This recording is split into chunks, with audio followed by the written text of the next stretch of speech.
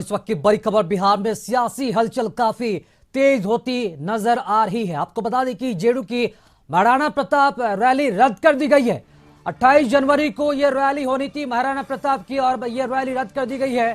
सभी विधायकों को पटना लौटने के निर्देश दिए गए हैं और कल जेडीयू विधायक दल की बैठक हो सकती है। इस वक्त की बड़ी खबर, 28 जनवरी को रैली होनी थी महाराणा प्रताप के, लेकिन अब यह रैली भी रद्द हो गई है। बिहार में जो गतिविधियां लगातार चल रही है 24 घंटे से, जिसके बाद नई नई जो तस्वीरें सामने आ रही है। एक और नई तस्वीर बिहार के राजनीतिक गलियारों से।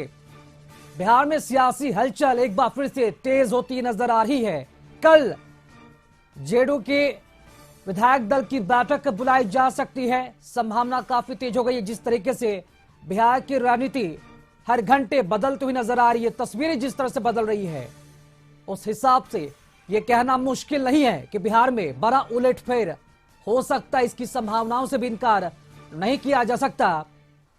कल जेडीयू विधायक दल की बैठक भी हो सकती है और सियासी हलचल काफी तेज होती नजर आ रही है। इस पूरी खबर पर अधिक जानकारी देने के लिए हमारे साथ संपादक अशोक मिश्र न्यूज रूम से लाइव जुड़ चुके हैं। अशोक जी, एक और बड़ी खबर, बिहार में सियासी हलचल के बीच बड़ी खबर आ रही है कि जेडीयू विधायक दल की बैठक हो सकती है। इस पर क्या अपडेट है और क्या यह माना जाए एक सियासी उलटफेर का बहुत ही बड़ा संकेत तो मिल ही चुका है, अब बस तस्वीर आने बाकी है? बिल्कुल, देखिए राकेश, अब बिहार की सियासत की सबसे बड़ी खबर है कि एक तो पहले जदयू ने अपनी एक बड़ी रैली को स्थगित कर दिया है, यानी कि रद्द कर दिया है। जदयू के एमएलसी हैं संजय सिंह, वो महाराणा प्रताप की जयंती के अवसर पर एक बड़ी रैली करने वाले थे राजधानी पटना में, और इसकी पूरी तैयारी हो चुकी थी। 28 जनवरी को ये रैली होनी थी और इसमें मुख्यमंत्री नीतीश कुमार को भी शामिल होना था, लेकिन वो सारी की सारी जो व्यवस्था है वो खत्म हो गई है, यानी कि रैली को रद्द कर दिया गया है और ये अब इसमें अब नीतीश कुमार शिरकत नहीं करेंगे, यानी कि ये रैली नहीं हो पाएगी। दूसरी जो सबसे बड़ी खबर मिल रही है कि जदयू ने अपने सभी विधायकों को पटना आने का निर्देश दिया है, यानी कि गणतंत्र दिवस के अवसर पर जो जदयू के विधायक अपने अपने क्षेत्र में थे या कहीं थे, उन सबको वापस पटना लौटने का निर्देश दिया गया है। और साथ ही ये भी सूचना आ रही है कि कल हो सकता है कि जदयू विधायक दल की बैठक हो, ऐसी संभावना है, ऐसे संकेत मिल रहे हैं कि कल जदयू विधायक दल की बैठक भी हो सकती है और कोई बड़ा फैसला नीतीश कुमार ले सकते हैं। जो राजनीतिक हालात हैं उस हालत में कुछ नहीं कहा जा सकता, जो परिस्थिति बन रही है उसके मुताबिक जदयू ने अपने सभी विधायकों को अलर्ट कर दिया और सभी को पटना लौटने का निर्देश दिया है। तो दो बातें तय हो गई कि नीतीश कुमार का पहले झारखंड का कार्यक्रम रद्द हुआ था और फिर पटना में, राजधानी पटना में 28 जनवरी को महाराणा प्रताप की जयंती के अवसर पर बहुत बड़ी रैली जदयू के द्वारा आहूत की गई थी, जिसके मुख्य कर्ता धर्ता संजय सिंह एमएलसी हैं, और लेकिन उस रैली को रद्द कर दिया गया। उस रैली में मुख्यमंत्री नीतीश कुमार को भी शामिल होना था, लेकिन मुख्यमंत्री नीतीश कुमार उसमें अब शामिल नहीं होंगे, रैली को रद्द कर दिया गया। और दूसरी जो सबसे बड़ी खबर मिल रही है कि जदयू ने अपने विधायकों को पटना वापस लौटने का निर्देश दिया है, यानी कि सभी के सभी विधायकों को कल तक पटना आने की बात कही गई है। और जो हमें सूचना मिल रही है कि कल हो सकता है कि जदयू विधायक दल की कल बैठक संपन्न हो और नीतीश कुमार उस विधायक दल की बैठक में ही कोई बड़ा फैसला ले सकते हैं। चूंकि जो राजनीतिक हालात है उस राजनीतिक हालात को देखते हुए यह कहा जा सकता है कि अगर जदयू ने यह रैली रद्द की है, जदयू ने अपने विधायकों को पटना बुलाया है, तो निश्चित रूप से कल नीतीश कुमार कोई फैसला ले सकते हैं। हालांकि जीतन राम मांझी के जो ट्वीट को आप देखिए तो उन्होंने कहा कि आज ही खेला होगा, यानी कि जीतन राम मांझी जान रहे हैं, जीतन राम मांझी अभी उस नाव के खेवैया है जिस पर तैर करके सभी लोग राजनीतिक मझधार से पार होना चाहते हैं। यानी कि अगर राजनीतिक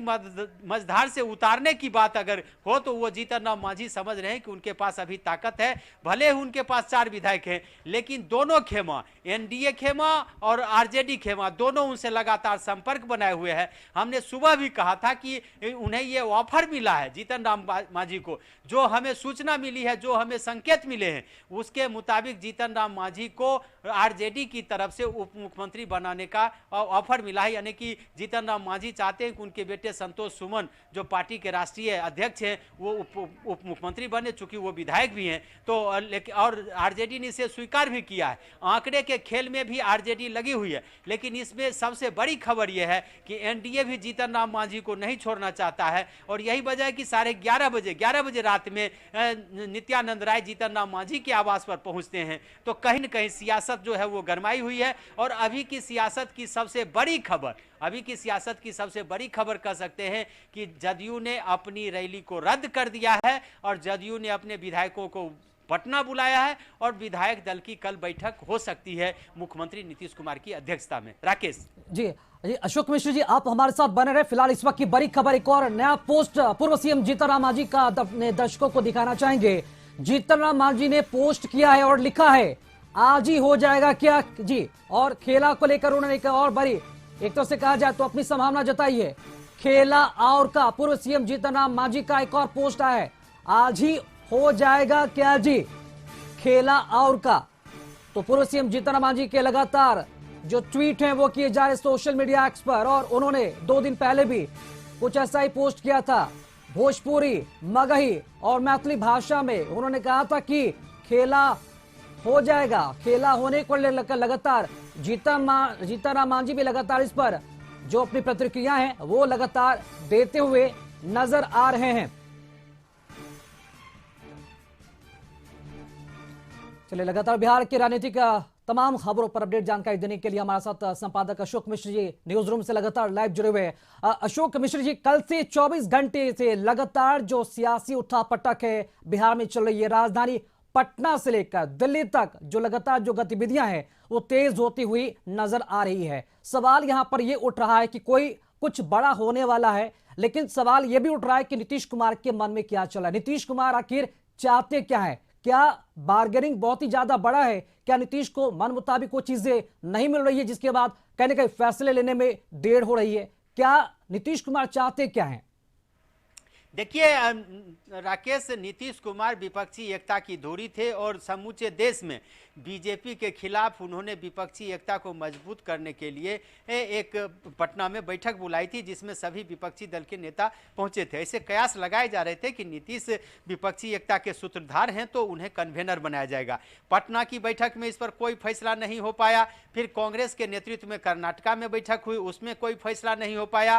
फिर मुंबई में बैठक हुई कांग्रेस के नेतृत्व में, वहां शिवसेना ने अगुवाई की थी लेकिन लीडरशिप कांग्रेस का ही था, वहां भी कोई फैसला नहीं हो पाया। फिर दिल्ली में 19 दिसंबर को बैठक हुई और उसमें कोई फैसला नहीं हो पाया। उल्टे यह हुआ कि मल्लिकार्जुन खड़गे को अध्यक्ष बनाया गया और नीतीश कुमार हाथ मलते रह गए। ये उसी समय से ये राजनीतिक कयास लगाए जा रहे थे कि नीतीश की जो उपेक्षा हुई है उससे नीतीश मर्माहत हैं, लेकिन नीतीश कुमार लगातार कहते रहे हैं कि उन्हें पद की कोई लालसा नहीं है और लगातार उन्होंने विपक्षी एकता की बात कही। लेकिन पिछले दिनों जो कुछ हुआ ललन सिंह के प्रकरण में और नीतीश की तरफ से जो प्रतिक्रिया हुई कि ललन सिंह को राष्ट्रीय अध्यक्ष पद से हटाया गया और जो खबरें आई उसमें के मुताबिक उस खबरों में कितनी सच्चाई है इस पर ललन सिंह ने भी दावे किए और ललन सिंह ने कहा भी है कि इसमें कोई सच्चाई नहीं है। लेकिन यह कयास लगाए गए कि कहीं न कहीं तख्तापलट की कोशिश की जा रही है, लेकिन इसके बावजूद भी नीतीश चुप रहे। आपने देखा होगा कि कर्पूरी जयंती के दिन नीतीश ने परिवारवाद पर हमला बोला था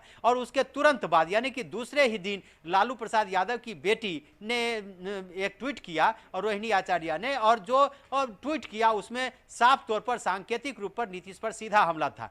हालांकि कुछ देर के बाद उस ट्वीट को हटा लिया गया, लेकिन इससे दोनों के संबंध, नीतीश और लालू जी के संबंध दोनों तल्ख हुए हैं। और उसके बाद जो बीजेपी ने अपनी राजनीतिक कार्रवाई शुरू की है, यानी कि बीजेपी ने अपने नेताओं को, सम्राट चौधरी जो प्रदेश अध्यक्ष हैं, रेणु देवी जो पूर्व उप मुख्यमंत्री हैं, सुशील कुमार मोदी और फिर बीजेपी के जो प्रभारी नेता हैं उन सबों को दिल्ली में तलब किया। जेपी नड्डा राष्ट्रीय अध्यक्ष और अमित शाह के आवास पर ये इन नेताओं की बैठक हुई और फिर जो बैठक का फलाफल निकला वो आप देख रहे हैं कि कल तक बीजेपी नीतीश कुमार के खिलाफ जिस तरह से उग्र तेवर में थी, आज बीजेपी नेताओं के सुर बदले उदले हुए। हमारे पास जो नीति नवीन की बाइट आई है, आपने देखा सुशील मोदी का बयान है, इसके अलावा अन्य नेताओं के, सम्राट चौधरी के जो बयान है, वो बयान ये इंगित करते हैं कि कहीं न कहीं बीजेपी ने मन बना लिया है कि एक बार फिर नीतीश के साथ चला जाए। और यही वजह है कि नीतीश ने यह कार्यक्रम रद्द कर दिया है जो महाराणा प्रताप की जयंती के अवसर पर पटना में होना था। और फिर जो सियासत है, उस सियासत के मुताबिक आप कह सकते हैं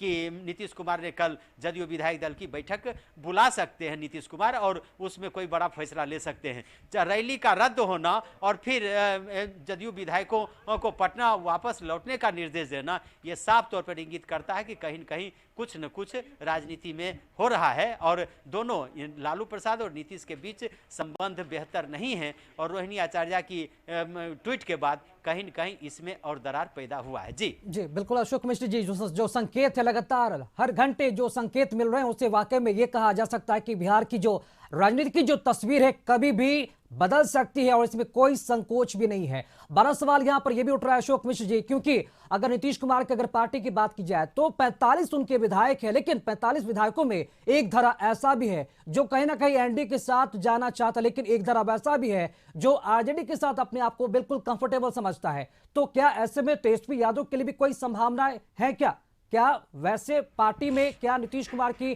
पार्टी में बड़ा फैसला लेने से पहले किसी तरह की कोई टूट भी हो सकती है? क्या तेजस्वी यादव कोई अपनी चाल भी चल सकते हैं? देखिए, अभी आपने जीतन राम मांझी का जो ट्वीट दिखाया है, उस ट्वीट में साफ है जीतन राम मांझी ये संकेत दे रहे हैं कि कहीं न कहीं कुछ खेला हो सकता है। और आपने जो सवाल किया राकेश, निश्चित रूप से कह सकते हैं कि जदयू में टूट की संभावना पहले लोग बता रहे थे, और यही वजह है कि लालू प्रसाद यादव चाह रहे थे कि किसी भी कीमत पर तेजस्वी को मुख्यमंत्री बनाया जाए।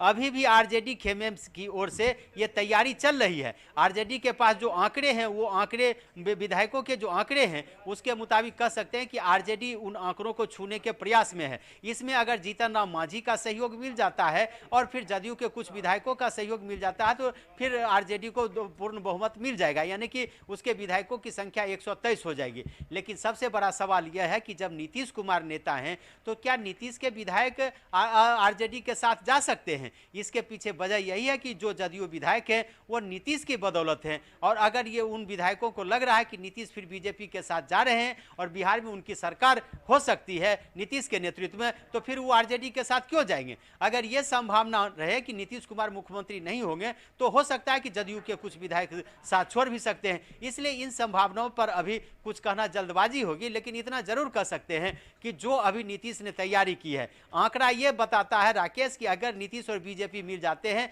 तो फिर बहुमत के लिए कोई संकट नहीं है। दूसरा आंकड़ा यह बतलाता है कि बीजेपी और नीतीश अगर मिल जाते हैं तो लोकसभा चुनाव में भी फिर महागठबंधन की स्थिति कमजोर होगी और बीजेपी और जदयू मिलकर के फिर 2019 का जो आंकड़ा है उसको छूने की कोशिश करेगी। अगर नीतीश और बीजेपी मिल जाते हैं तो विधानसभा चुनाव का भी सिनेरियो दूसरा होगा। तो एक तरह से कहिए कि जो राजनीतिक समीकरण है उस समीकरण में नीतीश कुमार ही वह धुरी है जिसके चारों तरफ सियासत है, और उस सियासत पर नीतीश सबसे भारी है। यही वजह है कि ये इतने विरोध के बावजूद भी हर केमा चाहता है कि नीतीश उसके साथ रहें, और यही वजह है कि बिहार में जो राजनीतिक हालात बदल रहे हैं उसके पीछे यही वजह है कि नीतीश का मूड बदल रहा है। जी बिल्कुल अशोक में जी, एक लंबा गैप कहने का नीतीश कुमार एक मौका भी दे रहे अपने विरोधियों को भी और अपने साझेदारियों को भी कि उन्हें एक तरह से देखा जाए तो एक बड़ा पद की भी कह सकते हैं कि लालसा इसमें देखी जा रही है, और शायद ये वजह है कि नीतीश कुमार शायद फैसले लेने में इतनी देरी करते हुए नजर आ रहे। फिलहाल